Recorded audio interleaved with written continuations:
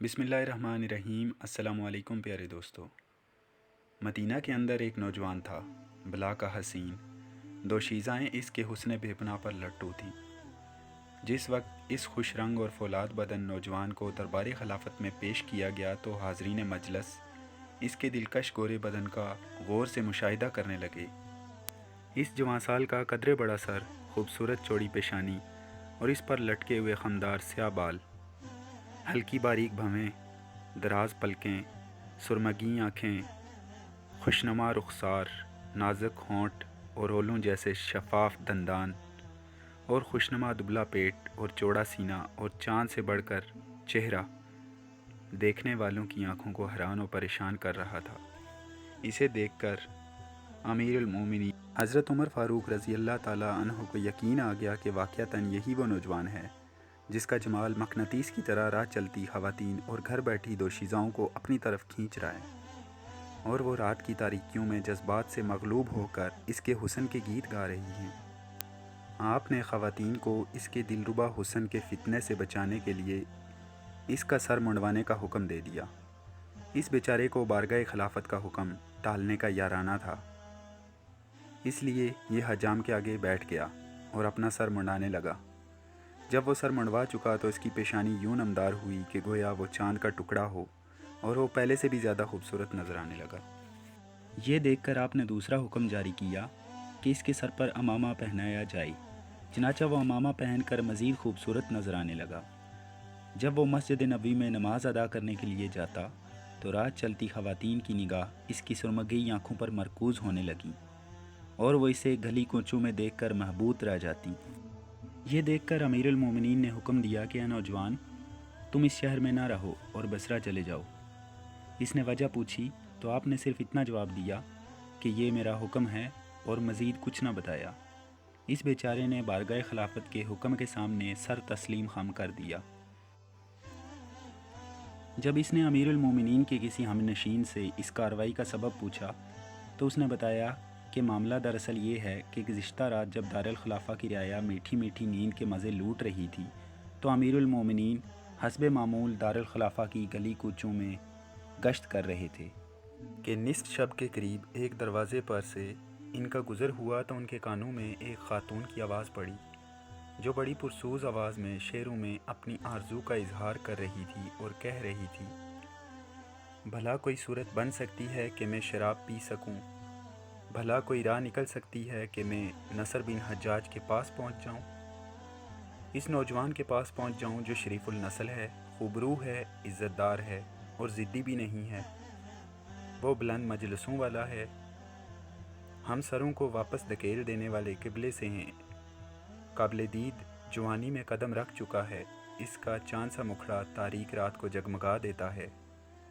جوں ہی آپ کے کانوں میں یہ شعر پڑے تو آپ نے فرمایا، اچھا، میرے ہاں اس شہر میں ایسا نوجوان بھی ہے جس کے حسن و جمال کا تذکرہ نوجوان خواتین اپنے پردوں میں بھی رہ کر رہی ہیں۔ تو انہوں نے فوراً حکم دیا کہ اس نوجوان کو میرے سامنے لاؤ۔ تو ان کے حکم سے تم کو یہاں لایا گیا تھا۔ پھر جب حاضرین نے تمہارے خوش قامت قد اور مضبوط کاٹ اور خوبصورت چہرے کو دیکھا تو مان گئے کہ واقعی ایسا نوجوان ہے کہ اگر اس کی خوبصورتی کو مصنوعی طریقے سے کم نہ کیا گیا تو خواتین کے بہک جانے کا خطرہ ہے۔ چنانچہ انہوں نے اپنے خیال میں تمہاری خوبصورتی کم کرنا چاہی تو تم پہلے سے بھی بڑھ کر خوبصورت نظر آنے لگے، اور انہیں حساس رپورٹیں ملنے لگیں، اور وہ سوچنے لگے کہ اگر اس پاکیزہ دل نوجوان کو یہاں رہنے دیا گیا تو یہ کسی دن کسی کے تیر نگاہ کا شکار ہو جائے گا۔ اس لیے انہوں نے آپ کو بصرہ بھیجنے اور وہاں بسانے کا پروگرام بنایا، لہٰذا اللہ کا نام لیجئے اور رخت سفر باندھ لیجئے۔ امیر المومنین آپ کو بصرہ بھیجنے کا ارادہ کر چکے ہیں، اور وہ اس ارادے سے ٹلنے والے نہیں۔ حضرت حجاج سلمہ کا یہ خوبصورت اور حسین و شکیل بیٹا نصر بن حجاج اپنی بیوہ ماں کا بڑا خدمتگار تھا اور اس کی آنکھوں کا تارا تھا، اور جب کبھی اس کی نگاہوں سے اوجھل ہو جاتا تو اس کی آنکھوں میں جہاں اندھیرا ہو جاتا اور کھانا پینا بھول جاتی اور اس کے متعلق موہوم خطرات میں گھر جاتی، اور جوں ہی یہ اس کے سامنے آ جاتا اس کے لیے جہاں روشن ہو جاتا، اسے مدینہ چھوڑ کر بصرہ میں جا بسنا گوارا تو نہ تھا، لیکن امیر المومنین کے حکم کے سامنے کسی کو دم مارنے کی مجال نہ تھی۔ اس بیچارے نے اپنا دل مضبوط کر کے امیر المومنین سے پوچھا کہ امیر المومنین، میرے خوبصورت ہونے اور خواتین کے میری طرف دیکھنے میں میرے کسی طرح کے قول و فعل کا دخل ہو تو بتائیے۔ لیکن آپ نے کوئی جواب نہ دیا اور فرمایا، اے نوجوان، یہ میرا انتظامی حکم ہے جو پکا ہے۔ امیر المومنین نے بصرہ کے گورنر کو اسے بصرہ میں گھر مہیا کرنے کا حکم دے دیا تھا۔ چنانچہ اس نوجوان نے اپنی پیاری والدہ کو اللہ اور پھر اپنے بھائیوں کے سپرد کیا اور خود اونٹ پر سوار ہو کر طویل و عریض صحرا اور بلند و بالا پہاڑوں کے دروں کو عبور کرنے لگا اور کئی دنوں کی صعوبت سفر برداشت کرنے کے بعد بصرہ پہنچ گیا۔ ادھر جب اس شادی شدہ خاتون کو امیر المومنین کے اس اقدام کا علم ہوا تو وہ اپنے انجام سے ڈر گئی کہ کہیں اب میری باری نہ آ جائے، تو اس نے چپکے سے یہ اشعار لکھ کر کسی کے ہاتھوں آپ کی طرف بھجوا دیے، اس امیر المومنین سے گزارش کر دیجئے جس کے ناگہانی غصے کے تصور سے بدن پر کپ کپی طاری ہو جاتی ہے، کہ میرا شراب نوشی یا نصر بن حجاج سے کوئی واسطہ نہیں۔ میں عمر فاروق رضی اللہ تعالیٰ عنہ سے معافی مانگتی ہوں اور انہیں بتانا چاہتی ہوں کہ مجھے نصر بن حجاج اور شراب کے بدلے تازہ دودھ اور نیچے دیکھنے والی آنکھیں میسر ہیں، اس لیے مجھے شراب پینے اور نصر بن حجاج کے پاس جانے کی کوئی ضرورت نہیں ہے۔ میرے عشق کو دوزخ کے خوف نے لگام دے رکھی ہے اور اب وہ اس لگام پر مطمئن اور پرسکون ہو گیا ہے۔ جس امنگ اور آرزو کو پورا کرنے کا اہتمام نہ کیا گیا ہو اسے جرم قرار نہیں دیا جا سکتا، اور پھر لوگ اپنی تمناؤں میں سچے بھی ہوتے ہیں اور سیاہ کار بھی ہوتے ہیں، لہٰذا آپ غیر یقینی بات کو یقینی بات کا درجہ نہ دیں، کیونکہ گناہ کی معافی مانگنے والے کی راہ ہی صحیح ہے۔ جب امیر المومنین نے یہ اشعار ملاحظہ کیے تو رو دیے اور فرمایا، سب تعریفوں کے لائق اللہ مالک الملک کی ذات ہے، جس کے خوف نے اس خاتون کو ناجائز طریقے سے اپنے نفس کی خواہش پورے کرنے سے روک رکھا ہے۔ نصر بن حجاج کے بصرہ میں رہائش پذیر ہونے کے بعد اس کی والدہ اس کی جدائی کے غم میں نڈھال ہو گئی، کیونکہ اس کے اس اطاعت اشار بیٹے نے اسے ضروریات زندگی سے مالا مال کر رکھا تھا اور اپنے والد حجاج کی وفات کے بعد اسے کسی چیز کی کمی نہ دی تھی۔ اب اسے کمی تھی تو صرف اپنے لخت جگر کے دیدار کی کمی تھی، جو کسی جرم کے بغیر ہی مدینہ بدر کر دیا گیا تھا۔ بڑھاپے میں مدینہ منورہ کو چھوڑنا بھی نہ چاہتی تھی اور نہ ہی اس میں بیٹے کو بزور بازو واپس لانے کی ہمت تھی۔ البتہ ایک دن اس نے جرأت کر کے امیر المومنین کو مسجد جاتے ہوئے راستے میں جا لیا اور کہا، اے امیر المومنین، میں روز قیامت اللہ کے سامنے دوزانو ہو کر آپ کے ساتھ جھگڑوں گی۔ آپ تو اپنے عاصم اور عبداللہ کے درمیان سوتے ہیں، جبکہ میرے اور میرے نور نظر کے درمیان وسیع و عریض صحرا اور سنگلاخ کوہستان موجود ہیں۔ امیر المومنین نے فرمایا، اے نصر بن حجاج کی ماں،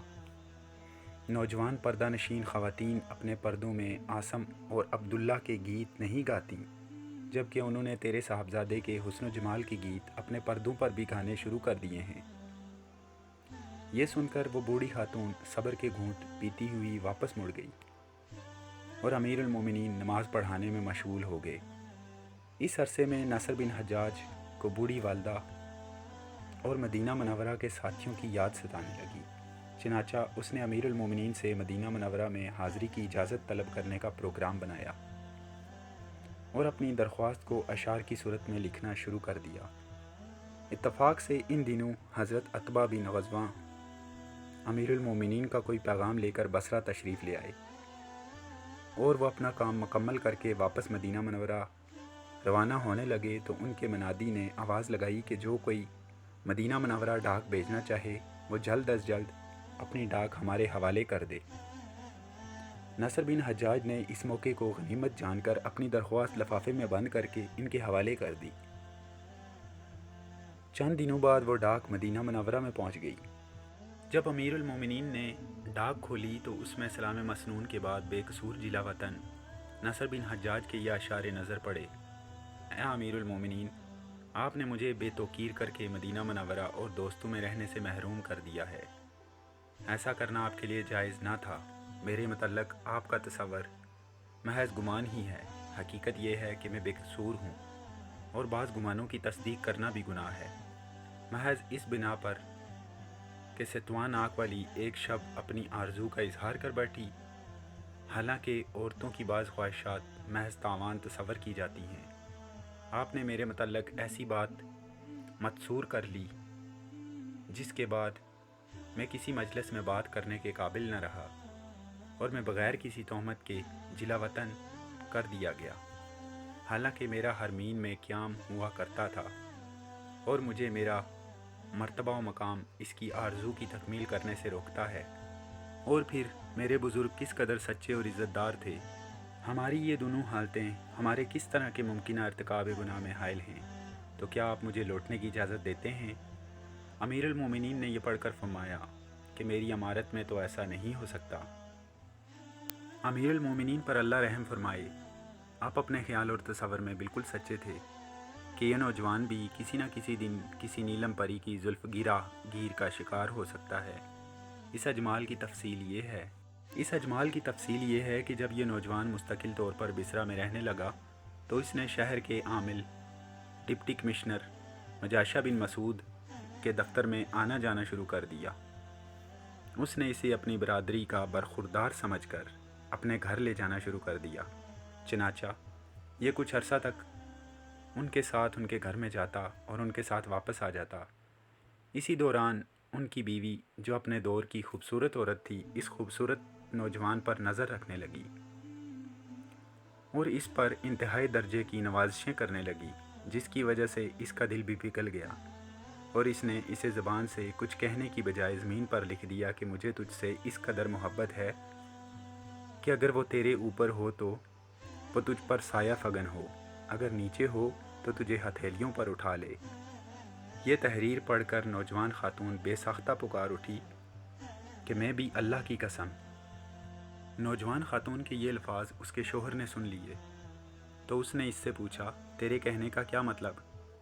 اس نے کہا کہ نصر نے ہماری اونٹنی کو دیکھ کر اشارتاً کہا ہے کہ یہ اونٹنی کس قدر خوبصورت ہے۔ مجاشہ نے کہا کہ تیرا یہ کہنا اللہ کی قسم میں بھی اس بات کا جواب نہیں ہے، مجھے سچ سچ بتا، تو نے ایسا کیوں کہا؟ اس نے کہا، سچ پوچھتے ہو تو وہ یہ ہے کہ اس نے کہا کہ تمہارا گھر کتنا خوبصورت ہے۔ مجاشہ نے کہا کہ یہ بات بھی غلط ہے، تیرا کلام دراصل کسی بات کا جواب ہے اور تو جان بوجھ کر وہ مجھے بات نہیں بتا رہی۔ اسی دوران اس کی نگاہ زمین پر لکھی ہوئی عبارت پر پڑی تو اس کے دل میں خیال آیا، شاید میری بیوی کے الفاظ اس تحریر کا جواب ہی ہوں۔ اس نے اس تحریر پر ایک بڑا سا مٹی کا برتن الٹا کر کے رکھوا دیا اور نصر کے جانے کے بعد اپنے سیکرٹری سے پڑھایا تو پتہ چل گیا کہ اس کی بیوی کا کلام دراصل اس بات کا جواب ہے۔ جب نصر بن حجاج کو اپنے اس معاملے کا راز افشاں ہونے کا علم ہوا تو وہ مارے شرم کے زمین میں گھڑ گیا، اور اسے اپنی اس حرکت پر اتنا افسوس ہوا کہ اسے بستر سے اٹھنے کا یارانہ نہ رہا اور لاغر ہو کر چوزے ہو گیا۔ جب مجاشہ بن مسعود کو اس کی حالت کا پتہ چلا تو اس نے اپنی بیوی سے کہا کہ اب جا اور میرے بیمار برخوردار کو اپنے سینے کے سہارے اٹھا کر اپنے ہاتھ سے کھانا کھلا، شاید کہ اسی طرح سے ہی اس کی صحت بحال ہو جائے۔ اس کی بیوی نے یہ مطالبہ پورا کرنے سے جواب دے دیا، لیکن مجاشہ نے بطور شوہر ہونے کے بھی اس بات کا اصرار کیا تو وہ مان گئی اور اسے کھانا کھلا کر واپس آ گئی۔ بعد ازاں حضرت ابو موسیٰ اشعری گورنر کوفہ سے اس بات کا تذکرہ کیا تو انہوں نے کہا، بس اسی وجہ سے تو امیر المومنین نے اسے مدینہ منورہ سے بصرہ بھجوایا تھا۔ چنانچہ انہوں نے نصر بن حجاج کو بصرہ بھجوا دیا، جہاں حضرت عثمان ثقفی گورنر تھے۔ نصر یہاں سے کوچ کر کے فارس کے کسی قصبے میں آباد ہو گیا۔ اسے ابھی وہاں آباد ہوئے کوئی زیادہ عرصہ نہ ہوا تھا کہ گاؤں کے سردار کی بیوی اس پر مٹنے لگی اور اسے چوری چھپے ملنے کے پیغام بھیجنے لگی۔ جب اس بات کا علم گورنر فارس کو ہوا تو انہوں نے نصر بن حجاج کو اپنے ہاں بلایا اور اپنی تشویش سے آگاہ کیا اور ساتھ ہی اسے یہاں سے چلے جانے کا مشورہ دیا۔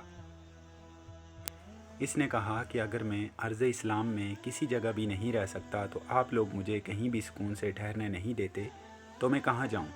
اللہ کی قسم اگر آپ نے ایسا کیا تو میں مشرکوں کی سرزمین میں رہنے پر مجبور ہو جاؤں گا، ورنہ میرا کوئی قصور بتایا جائے۔